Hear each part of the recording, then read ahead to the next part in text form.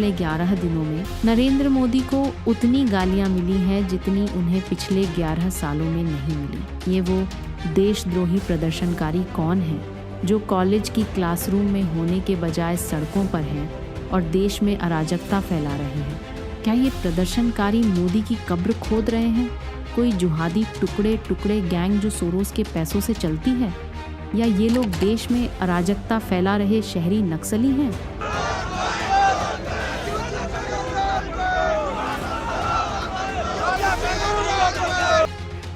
देश भर में इस वक्त यूजीसी के नए नियमों को लेकर विवाद चल रहा है।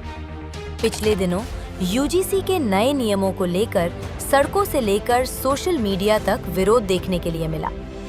13 जनवरी से यूजीसी ने नए नियम लागू किए जो कि सभी कॉलेजेस और यूनिवर्सिटीज में लागू हो चुके थे, लेकिन छात्रों ने इसका जमकर विरोध किया। सड़कों से लेकर सोशल मीडिया तक छात्रों ने नए हैशटैग्स चलाकर विरोध किया तो कहीं सड़कों पर प्रदर्शन करते छात्र नजर आए।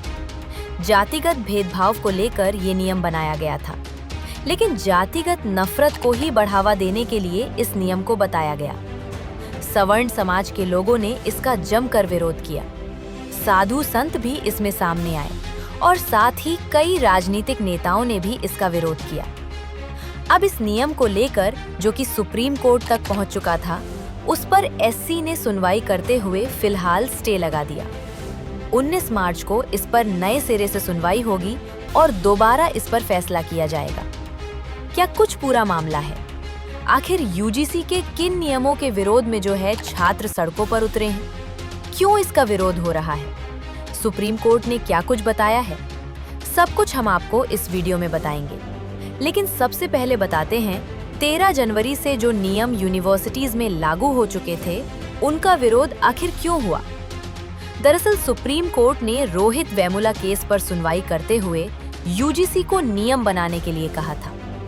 जातिगत भेदभाव के चलते जो छात्र प्रताड़ित होते हैं, उनकी देखभाल करने के लिए कुछ नियम यूजीसी को बनाने के लिए कहे गए थे। यूजीसी ने नियम भी बनाया, 13 जनवरी से इसे लागू भी कर दिया। इस नियम के तहत यूनिवर्सिटीज में पढ़ने वाले एससी, एसटी और ओबीसी के जो छात्र हैं, उन पर जो प्रताड़ना होती है, उसके लिए एक शिकायत कमेटी गठित करने को कहा गया था। लेकिन सवर्ण समाज इसका विरोध करने लगा। उनका मानना था कि इस तरह से कई छात्र झूठी शिकायतें भी करेंगे, जिसकी वजह से सवर्ण समाज के छात्र का करियर बर्बाद हो सकता है। इसी सब का ये पूरा विरोध था। 13 जनवरी से जो नियम लागू किए गए, यूजीसी प्रमोशन इक्विटी रेगुलेशन 2026, इसके तहत एक शिकायत कमेटी बनाने के लिए कहा गया था। साथ ही इसमें पहले एसटी और एससी के छात्रों को रखा गया था, लेकिन जब ये नियम सामने आए तो इसकी गाइडलाइन में ओबीसी के छात्रों को भी शामिल कर लिया गया। ऐसे में सवर्ण समाज के लोगों का मानना था कि एससी, एसटी और ओबीसी को अलग कर सवर्ण को एकदम अलग कर दिया गया है। इसके साथ ही जो इक्विटी कमेटी बनाने के लिए कहा गया था, उसमें केवल एससी, एसटी और ओबीसी के मेंबर्स को रखा गया था, यानी सवर्ण समाज के मेंबर भी इस कमेटी का हिस्सा नहीं थे। इसी सब का ये पूरा विरोध था जो कि सड़कों तक देखने के लिए मिला। लंबे समय तक ये विरोध प्रदर्शन होते रहे।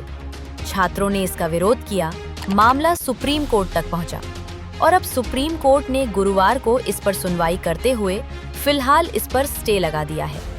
कोर्ट ने क्या कुछ कहा वो हम आपको बताते हैं। मुख्य न्यायाधीश सूर्यकांत और न्यायमूर्ति जॉय मालिया बाची की पीठ ने कहा कि नियम पहली नजर में अस्पष्ट है और इनके दुरुपयोग की संभावना से इनकार नहीं किया जा सकता।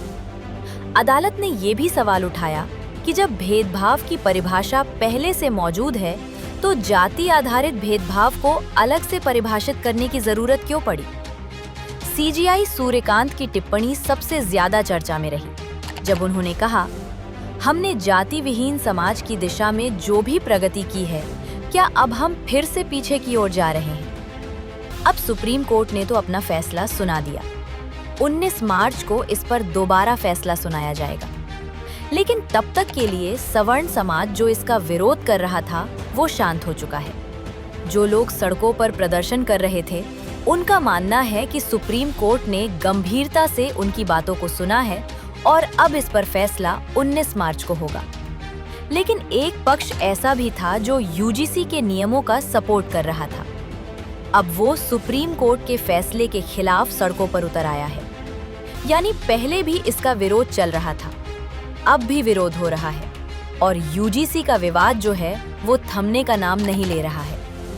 आपको बता दें कि जब ये नियम लागू किए गए तो तमाम राज्यों में इसका विरोध प्रदर्शन देखने के लिए मिला।